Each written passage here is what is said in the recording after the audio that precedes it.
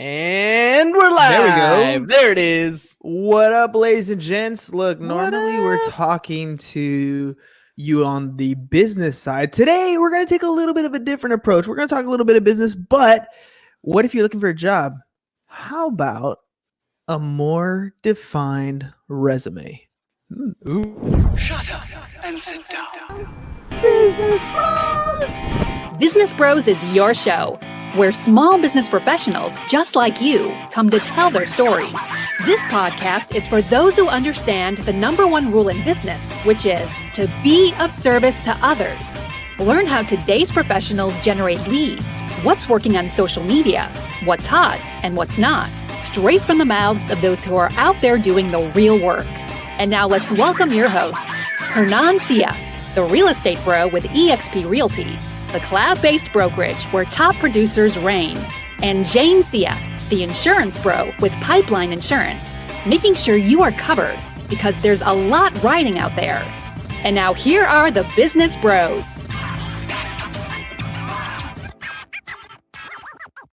I love it. Woo! And Woo, woo. the new intro where we rewrote it is going to be coming in somewhere around the 15th of the month or something like that. So Nice. You guys got a new one? That was dope.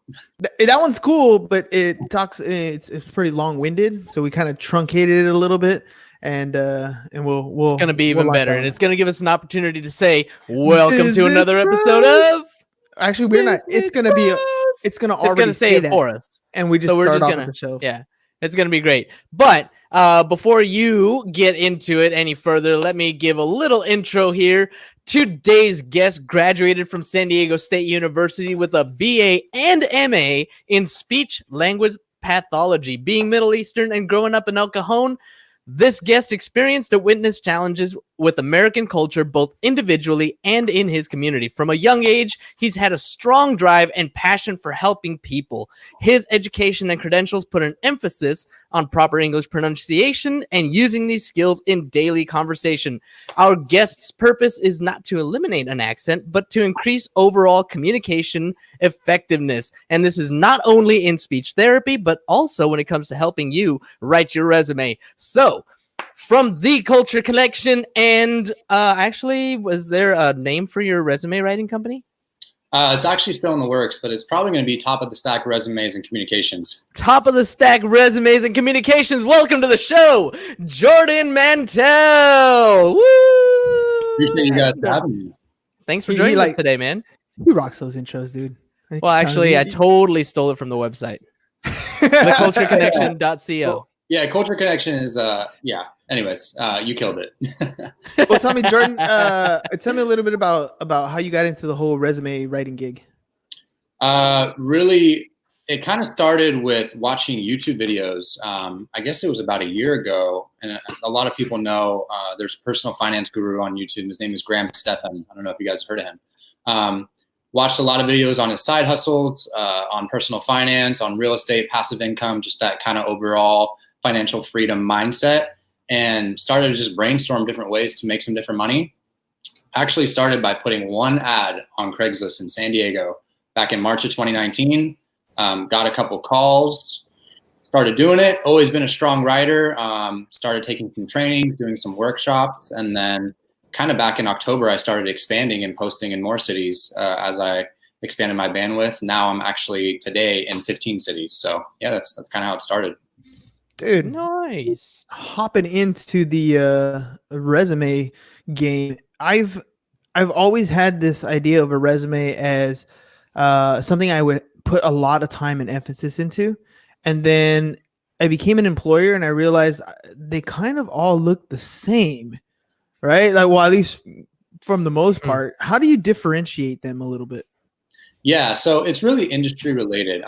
You want to do something that's going to kind of add that wow factor in terms of design. So a lot of people don't think about incorporating graphs, numbers, analytics. The thing is too, is that sometimes it's hard to differentiate who the resume is for, because in modern resume times, these resumes are being put through what's called ATS, which is applicant tracking system. It's pretty much a software that is reading your resume and scanning it for keywords and then matching it towards that employer's job description. So oftentimes the hiring manager won't even actually see the PDF or Word document of your resume. She'll just read the report produced by the ATS. So if your resume is packed in with keywords that is very similar to that company's job description, you're going to be in really good shape. Sounds a lot like SEO. Pretty much. Yep. Essentially. That's pretty crazy. So when you sit down with anybody looking for a job, they usually come at you with, I'm assuming like a client would come at me with taxes. Here's a box of receipts, figure it out. Like, tell me what to do. Do they come at, like, how do you get somebody prepared to write a resume? What should they bring to the table? Yeah, absolutely. So in my initial call, when somebody contacts me, I just get a little bit of a feel for who they are, what their career history is, and then what sort of path they're trying to take. They might be trying to switch careers or stay in the exact same career. And then I hold a follow-up, very comprehensive interview where I interview my clients. Most of them have resumes. They obviously need work. And I go comprehensively through their entire work history, and we figure out not just what you do on the daily, right? Because if I told you what I did all day today, you wouldn't give a crap. You want to probably know, if I'm even going to tell you what I did today, what the impact was of that. So it's super important to develop accomplishment-based language that can demonstrate the value you bring to a company, right? So instead of saying, answer telephone calls and responding to emails in a timely manner, you could say, answered an average of 46 telephone calls per day, 26 emails, which resulted in a 68% increase in customer service retention, right? That's just a random example. But you can tell that's more accomplishment-based. It paints a better picture and tells a better story. Yeah, it's focused on what I'm looking for. All right. So when I'm sitting with my students and we always start off the beginning of the year with employment. And so naturally a resume is one of those sections. And a lot of them say, I already have a resume. It's done already. I'm like, your off the shelf, templated resume isn't very valuable that way. You have to make it not only specific and unique to yourself, but specific and unique to the person that you're handing it to. So if you're going to be, applying at McDonald's, that's totally different than if you're going to be applying at Vaughn's. And that's, the example I'm giving them when they're 17, right? But it's a different type of job. Bagging groceries or stocking shelves is different than flipping burgers and washing dishes. So are you helping them tailor to the employer themselves? Or are you more helping them kind of template it for like specificity on what they do? Yeah, so the key is really achieving a mixture of both, right? Sometimes my clients don't know the exact position they're going to be applying for yet, which can make it tricky. So really all I can do at that point is take the sector that they're looking to apply in, perform my own extensive market research and keyword optimization, couple that with their accomplishments, their work history, and craft really a brand for them professionally. If they do know exactly the position that they're going to be applying for, or a multitude of positions, they send those positions over to me, and I specifically integrate language from those job descriptions into their resume, but in a natural, organic way, not just copy paste, obviously. So yeah, it really just depends on each client's situation, but ideally you would like to blend a mixture between both. Dude, everything that we were used to about 6 or 7 weeks ago has dramatically changed, right? I mean, everything from where you work to, how you do your work to when people are hiring and whether they're in a position to hire or let people go. What are you getting a sense of with COVID? I've had April was my busiest month yet. And I expected it just because of obviously all the layoffs. People didn't necessarily have another job lined up that they were like, oh, I need a resume for this. And a lot of them didn't even really know where they would be applying it. They just wanted to have it ready to go, once we open back up. But all my calls have been, I either got furloughed, I got laid off, they cut my hours.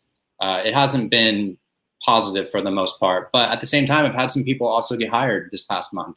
So I think it just depends. If you go on Indeed or any of the major job platforms, LinkedIn is another great one. There are still a ton of positions out there to be had. Now, whether that means they're looking to hire this moment or they're looking to hire once things kind of get up and running again is kind of, we don't really know yet, right? True. What areas are you looking in that seem to have a increase? What areas are you looking at as far as jobs are concerned that are kind of falling off the market? So like lots of jobs available right now for like customer service and admin support, right? Especially in like different sectors like technology, like SaaS sales is still pretty prevalent, account management, anything sales related. But I've seen a lot. I've done a ton of customer service and admin support stuff lately. So that's kind of where I've seen the jobs have been. Dude, so what does someone need to do to get in contact with you or to find out more about getting their resume done? Yeah, absolutely. So you can call me at any point in time. I'm available pretty much at all hours of the day. So my personal phone number, my email, and then I also have my personal ads. As of now, I'm actually working with a business development professional. We should have a site up and running within the next 30 days to expand and kind of reach a larger market share and establish a presence on Google, because technically I'm still a little bit of a, quote unquote startup. But yeah, been able to help a lot of people get some great jobs at Google, Amazon, actually the NBA, Boeing, just to name a few. All right, dude, you've been talking a lot about keywords and SEO type stuff. And I know because we've had Henish on the show that you also do some stuff on IG. What are you seeing out there as far as, IG's reach and tell me a little bit about how we can use our own content to get a little bit more reach or how to get a little bit more engagement on our platforms. Yeah, so with the different Instagram accounts I run, you really just have to pay attention to what's going on in the market, right? And like I noticed with you guys, you are starting to tailor your content to what's going on in the world. And I don't know if you guys have seen an increase, in your not your revenue, excuse me. What's the word I'm looking for? Listenership. Yeah, exactly. So that's really what I try and do. In terms of Cow Home Co., they produce a lot of great content, and then I go ahead and optimize it. I perform a lot of hashtag research, and then obviously having the Instagram, Google, or like the business page, you can see how your hashtags are performing, what your reach is, how many impressions you have, how many people visited your profile, how many people shared the post. So I think just more than anything, pieces of content that I've seen do really, really well on Instagram and on social media platforms are ones that are authentic, right? Like not salesy, not kind of like a purpose that's very individualized and geared towards whatever your business is, but a genuine interest to help other people and just shine a light overall. So I think as long as you're being authentic and be performing, your hashtag optimization, and then networking is networking, right? Like there's research that shows, and I'm sure you guys know this, but engagement is very, very high right when you post whatever you're posting, right? So as soon as you post something, you need to be commenting on other things going on in your feed, because that's going to actually drive your post closer to the top of the feed. Another big kind of quote unquote myth is, I need to be posting on my feed 5 times a week. Absolutely not. Do not do that. So you guys know now that for the most part, a lot of people are very intrigued by stories, right? They don't want to scroll every single day to find posts. You're probably just clicking your thumb on the top part of Instagram and watching all these stories. Now, with that being said, if you have good content, you should be producing 2 to 3 posts per week that are meaningful, not because there's a difference between like, okay, this is a story post and this is a feed post, right? So just be very strategic about your content. And then as soon as you're posting, make sure your engagement levels are the highest throughout the day, 100%. That's excellent advice, because we do post every single day. So we do at least one post. Sometimes I've been even considering upping that, but they're always clips of the show, something like valuable that somebody can learn something from, right? Sure. But on the stories, I've started to try to take a different route. On the stories, I've been trying to make it more about something that I've gone through in my own life and trying to make it as authentic and as story relatable as possible. So actually telling a story rather than, here's a picture of my food and, here's where I'm going later. It's more like, this is what happened in my life at this point. Like I went through like today, for example, I was talking about being broke because I know a lot of people are getting in that position where they're running out of cash. Yeah. Right. And so I talked about what it was like for me running out of cash and what I was going through. And it's as authentic as I can possibly get it. But it's a little bit different than what's on my feed as a post, right? Because all those are oftentimes what other people are saying from the show. Sure. Does that help? Yeah, I think that's a really good approach, honestly. And stories are a great opportunity for front-facing videos, right? Like of you talking. Unless the message is so clear or very purposeful, or if you have a big announcement to make, that should be pretty much geared towards your story. But yeah, like it sounds like you're doing exactly what you should be doing, which is assessing the market, assessing the world, taking your own personal and then applying them. It's also going to depend on the page and what the page is. I pay very close attention to how many viewers the stories get versus how many people I'm reaching on an actual feed post. Sometimes I reach 2 or 3 times as many people on a story. They view it 2 or 3. I have 3 times as many people view the story than a feed. So why would I not be posting more on stories? It's all about visibility, right? 100%. When you do post on the stories, the insight, the metrics on there are a little bit different too. So they tell you like how many people clicked forward, how many people skipped to the next story, how many people watched your particular segment, Sure. how many impressions were made, or that sort of stuff too. What metrics and what things help us get more story views? Because I do drop hashtags in the story. Right. And usually what I do is I have like a set of hashtags that I've been using, and I shrink them really tiny. And then I usually have other graphics that cover it up or whatever. Is that helping to get more engagement, more views of that story? It is. And it also depends on the hashtag. So you need to do a thorough analysis of what hashtags are related to what you're trying to target. Find a few hashtags that are very niche related, right? So like, that don't have a ton of posts on them, because oftentimes if you use the hashtag business, right? How many story posts per day? Millions. On Instagram? Millions. Your post will get forgotten and it'll never get seen. But if you guys start getting some traction and all of a sudden you're like hashtag business bros become successful, well, that's your hashtag, right? No one else is looking at business bros except for people that want to look for you guys. So have a kind of mix of hashtags that are a little more general and then also a little more niche based. But the biggest advice I can get, and this literally catapulted story views for my accounts, is you have to tag the location every single time. Every time. Ooh. No questions asked. Always tag a location. Now, if it's a full minute video, right? Like a story, you know how it breaks it up in 4 15-second segments. Mm-hmm. Tag the location on each 15-second segment, not just once. So every segment, every picture on your story, tag the location. And then you can shrink it, that's fine. Sometimes you might want to show it, but I always tag the location. And once I started doing that, I started getting over 1,000 views on stories. Wow. And that kind of makes sense, because you're literally telling Instagram, this is where I'm at, show people near me. 100%. And one thing too, that the companies that I use, we leverage a ton, is Instagram ads. Do you guys use them? I haven't done any paid ads for the podcast. Like, I can't say any. We've done a few when we have something that we're promoting, but that's something I've been considering too. Even setting a budget, even if it's like a couple bucks a day, to target, to retarget either our lookalike audiences from our Facebook group or our email list, lookalike audiences from our email list.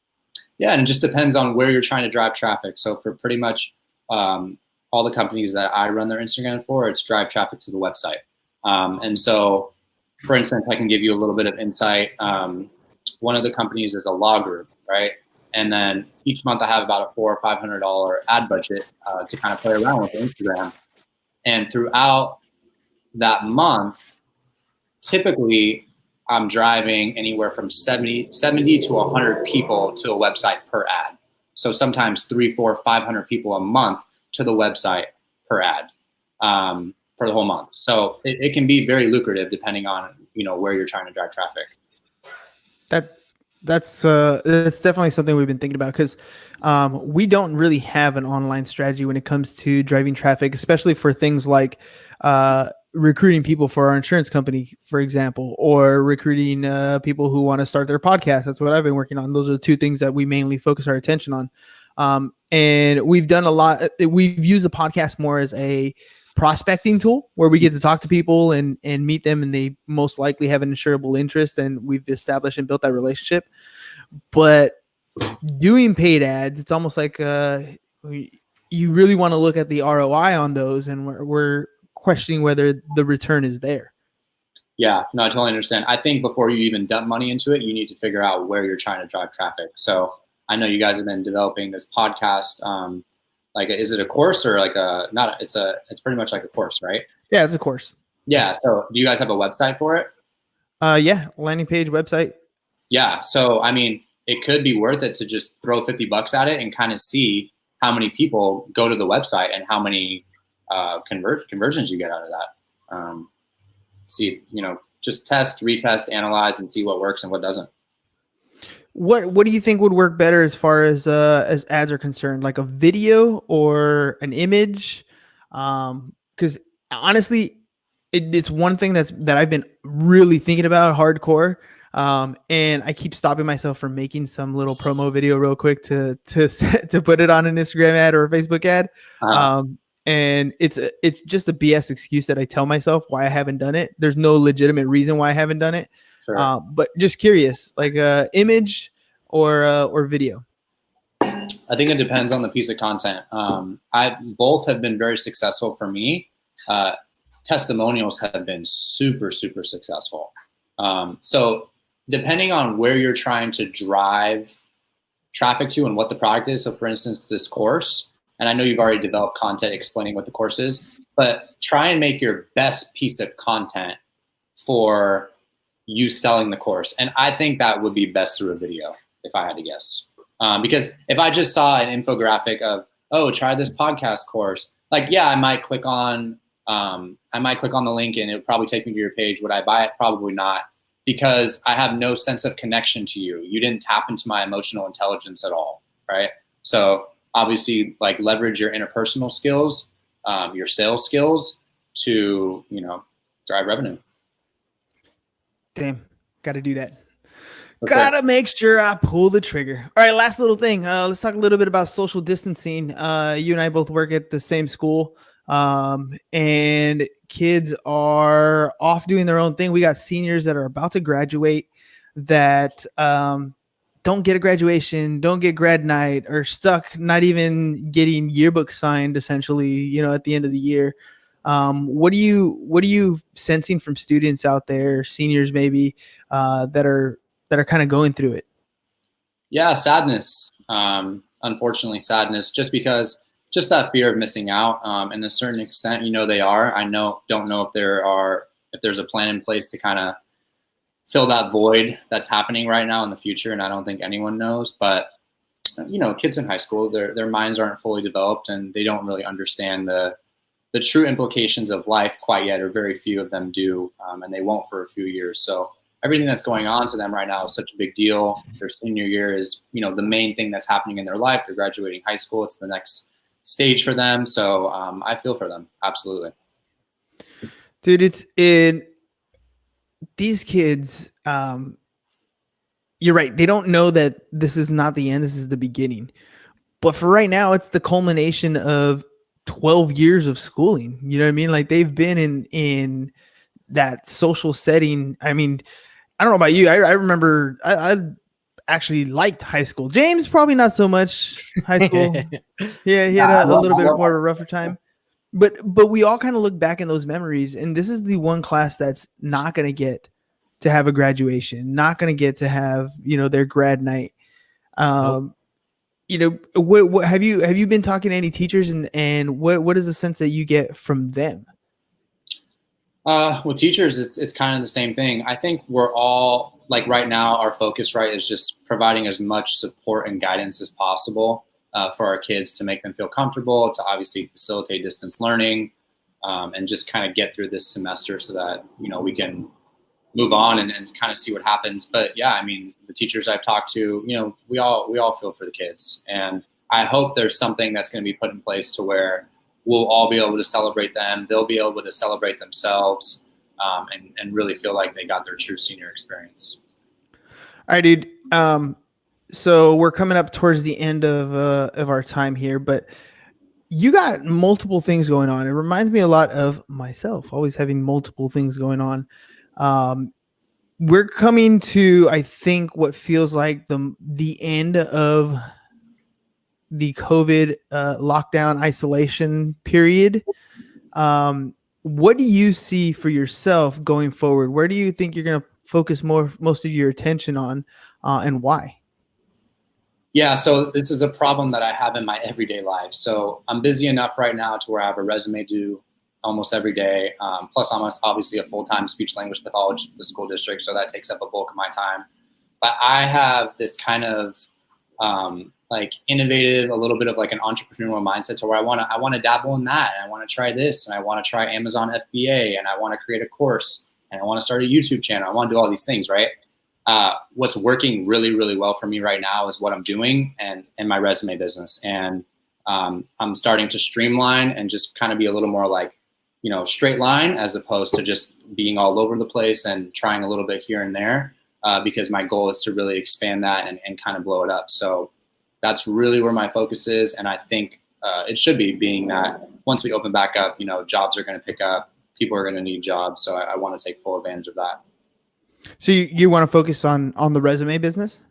Yeah, I mean, obviously my main job is being an SLP, but yes, like my main side hustle is I want it to focus on the resume in accordance with continuing to do social media and a couple of the other small things I do. But I want to get that up and running to where I can start outsourcing a little bit and then start moving on to something different. And, it's all about creating those passive income streams and, achieving FIRE as soon as possible. So. What is it that what do you want to shoot for? Like, what's your one thing that you're trying to attain? There's a lot of people who, like, we work our asses off. Yeah. But with no real end goal in mind. It's just, we work because, first of all, I mean, what else am I going to do? And I like money, but what kind of like goal are you going for? What kind of vision do you have? I have a vision of FIRE, which is financial independence. By 35 or 37, I want to be able to look at my investment portfolio and have the option to not work for money anymore.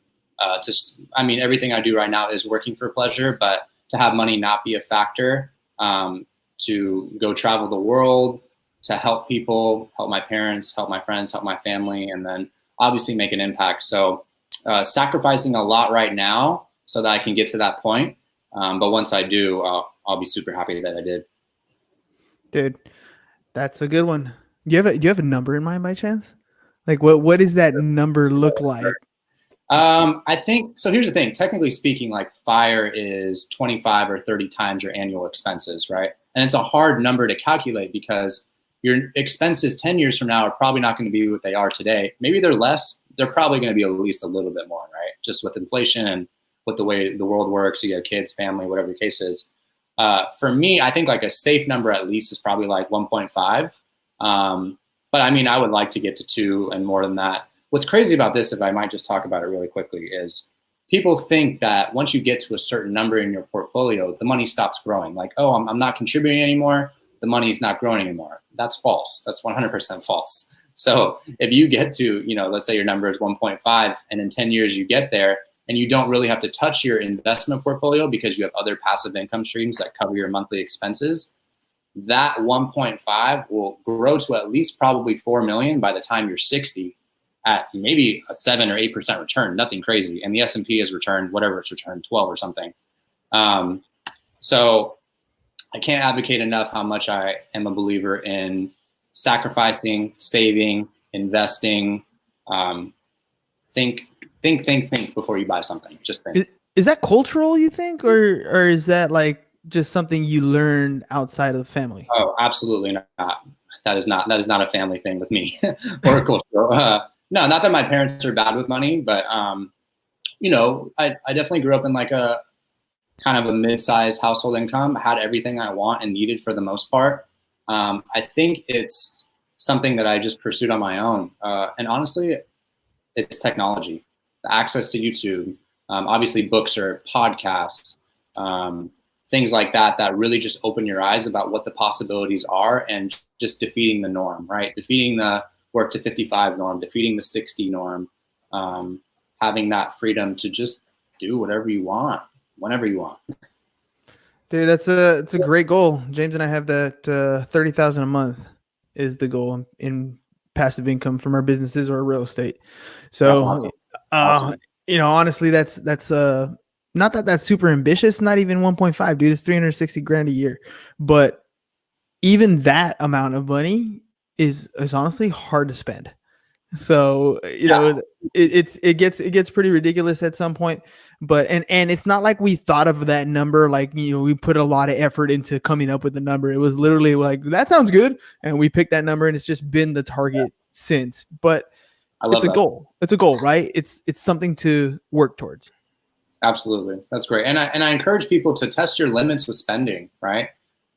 Spend a month or two and spend some money. See how you feel. I know for me, when I go out for a $50 dinner, I feel no different than if I cooked at home. The feeling, I'm not any happier. I am not any less happy. So figure it out. And you'll see what your true comfort level of spending is. It's very powerful. Yep. You'll also figure out what you like and what you don't like. So Absolutely. That's the other thing. Image is one thing. Pleasure is another. Time is the only thing you can spend and you won't get back. So, make a right choice. Jordan, thanks a lot for coming on the show, man. Really appreciate it. For sure. Thank you guys for having me. You guys rock. All right, guys. Talk to you guys later. Happy hump day. Whoop. That's all we got for you guys today. Peace. Bye-bye. And we're out. Thank you for listening to the Business Bros Podcast. Are you interested in being on the show? Are you looking to sell your home or have a business that needs insurance? Reach out to the Business Bros via email, businessbros@seeusfirst.com right now, or click on the link in the show notes. Thank you for listening. And remember to subscribe and share the podcast with a business professional